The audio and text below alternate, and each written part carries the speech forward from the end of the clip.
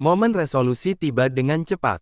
Keajaiban yang dia peroleh melalui penelitian menjadi sumber kekuatan. Dia fokus pada sihir, melakukan berbagai penelitian dan eksperimen, dan pemahamannya tentang mana meningkat pesat. Kemudian dia berusia 15 tahun. Ada perubahan nyata pada penampilannya. Rambut pirangnya mulai menunjukkan helaian putih dan segera memutih sepenuhnya sejak usia 15 tahun. Orang tuanya awalnya bingung dengan fenomena ini, namun mereka segera merasa tenang ketika mereka melihat bahwa ia tidak menunjukkan kelainan tertentu. Alasan mengapa rambutnya memutih adalah karena Mana. Setelah menghilangkan semua kotoran dan limbah, Mana juga menghilangkan elemen yang tidak perlu di rambutnya. Alasan adanya, warna pada rambut adalah karena, selama evolusi, warna digunakan untuk menghalangi sinar matahari, dan juga berfungsi sebagai warna pelindung bagi manusia purba.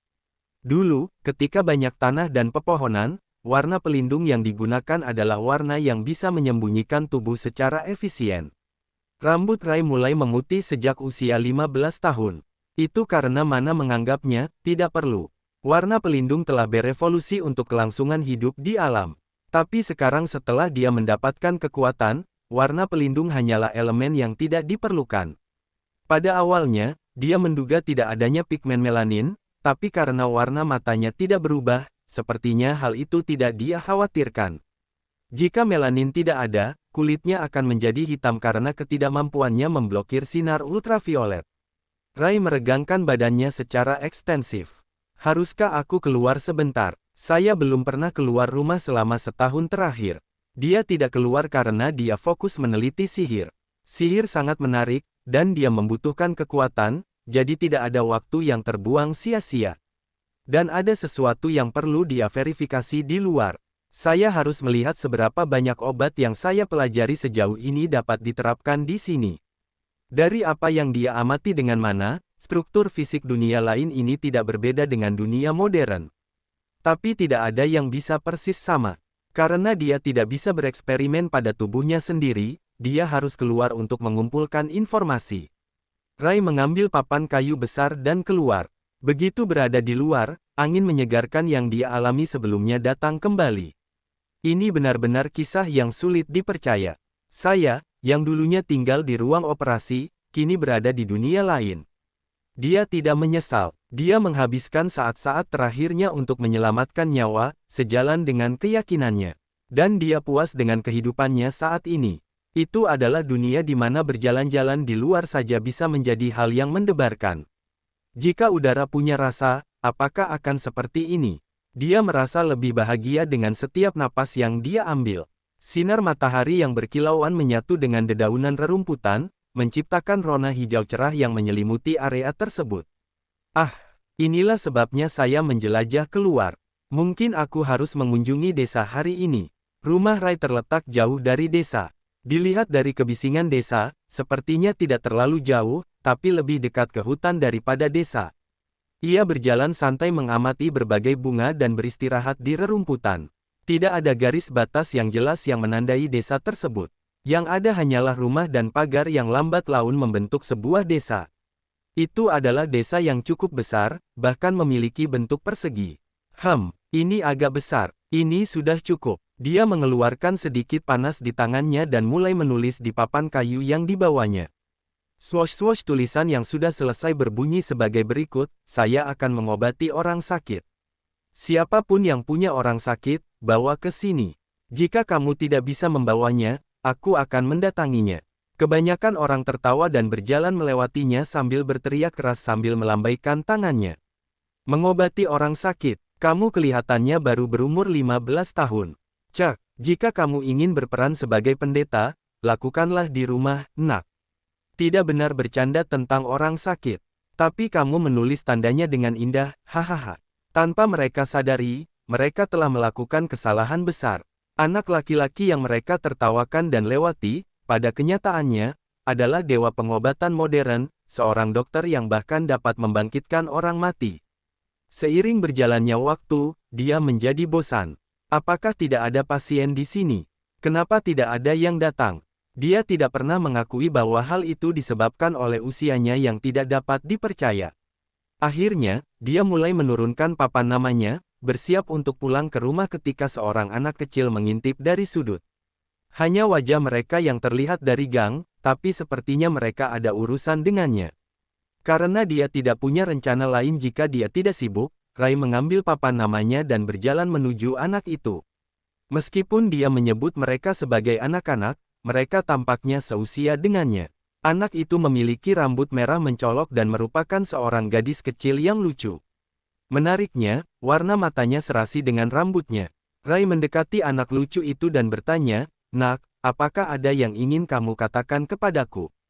"Anak, siapa namamu?" Mungkin karena seorang anak menyebut anak lain sebagai anak kecil, gadis itu cemberut dan menjawab, "Ilicia." "Ilicia von Gait." Ray menyesal bertanya begitu dia menjawab. Memiliki nama keluarga berarti dia adalah seorang bangsawan. Dia tidak tahu gelarnya, tapi mengingat luas desanya, dia setidaknya adalah seorang baronet. Berbicara secara informal kepada putri bangsawan bisa menimbulkan masalah.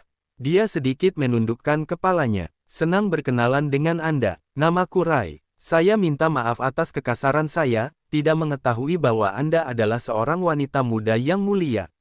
Mohon maafkan saya." Mata Ilicia menyipit karena perubahan sikapnya yang tiba-tiba. "Anak itu menyebutku anak kecil. Dan kamu juga masih kecil. Ditambah lagi, kamu adalah orang biasa. Itu tidak salah, tapi, terlahir sebagai orang biasa tidaklah salah. Itu hanya bukti status sosial seseorang, bukan kejahatan asalkan tidak melakukan apapun." Ray mengatakan hal itu sebagai teguran lembut agar gadis itu tidak terlalu asyik dengan cita-cita mulia. Tentu saja, jika hal ini menimbulkan gangguan, dia siap menanggungnya. Dia mempunyai kekuatan untuk melakukannya. Ilicia berhenti sejenak, lalu dengan lembut mengangkat ujung gaun kecilnya dan membungkuk sedikit. "Saya salah bicara. Saya minta maaf, saya mencabut pernyataan saya." Rahang Ray terbuka. Dari semua anak yang dia temui dalam hidupnya, dialah yang paling sopan dan bermartabat dalam tindakannya. Melihat dia menunjukkan kesopanan, dia tahu dia harus membalasnya. Ray sedikit menundukkan kepalanya. "Saya mendapat kesan Anda telah mengamati saya selama beberapa waktu. Apakah ada sesuatu yang kamu perlukan?" Ilicia tampak ragu sesaat tapi segera menggelengkan kepalanya. "Tidak, ini bukanlah masalah yang bisa diselesaikan oleh anak-anak seperti kita." Kesedihan sekilas di matanya dan desahan mendalam membuatnya tampak semakin menyedihkan. Lebih baik menyuarakan masalah dan berusaha menyelesaikannya daripada berdiam diri dan tidak mencoba sama sekali. "Apakah begitu?" Ilicia tersenyum tipis dan kemudian mengungkapkan alasan kekhawatirannya. Mendengar ceritanya, Ray merasa heran sekaligus bingung. "Jadi maksudmu seseorang yang kamu kenal sedang sakit dan tidak ada obatnya?" "Ya." Ray mengambil waktu sejenak untuk merenung. Meskipun mereka berada di pinggiran, mengingat pengaruh keluarga bangsawan, itu mungkin agak sulit, tapi dia memikirkan solusi yang potensial. "Tapi bukankah saat ini ada gadis suci di kerajaan? Mengapa kamu tidak mencari bantuannya?" Atas saran Ray, wajah Ilicia tampak seperti hampir menangis. Gadis suci masih anak-anak. Dia tidak bisa seenaknya menyembuhkan orang. Bahkan Bendahara Agung tidak dapat menyembuhkan penyakitnya, jadi kemungkinan besar penyakitnya tidak dapat disembuhkan. Saya mendengarnya. Bolehkah saya menanyakan gejala yang mereka alami? Saya tidak tahu banyak, kulit mereka menjadi merah dan mengembang seperti balon. Ray merasa ada sesuatu yang terhubung, tapi dia tidak sepenuhnya yakin, jadi dia menggelengkan kepalanya. Berdasarkan gambarannya, sepertinya tumor ganas akan lebih bermanfaat jika memeriksa pasien secara langsung. Ray dengan hati-hati membicarakan topik itu. "Bolehkah aku memeriksanya?" "Apa?" Mereka kemungkinan besar tidak akan menyetujuinya. Memang benar, gagasan itu menggelikan. Membawa anak laki-laki biasa, yang berpura-pura menjadi pendeta di jalanan, untuk mungkin memperlakukan seorang bangsawan, bahkan dia menganggap gagasan itu tidak masuk akal. Namun, dia mungkin mampu menyembuhkan mereka. Dia mungkin bisa mengembalikan senyuman di wajah gadis yang khawatir itu, berdasarkan pengalaman kehidupan masa lalunya sebagai seorang dokter. "Saya mungkin bisa menyembuhkan mereka. Tolong, bawa saya menemui mereka." Tersentuh oleh permohonan tulus Ray, Ilicia menundukkan kepalanya sambil merenung. Nama Viscount Gait adalah tanggung jawab yang terlalu besar untuk dipercayakan kepada seorang anak yang baru saja ditemuinya di jalanan. Namun, mata anak laki-laki itu, yang memohon kepercayaannya dan menyatakan bahwa dia mungkin bisa menyembuhkan penyakitnya, tampak tulus di matanya. Bisa jadi harapan palsu atau tipuan, tapi dia tidak sanggup lagi menyaksikan penderitaan ayahnya.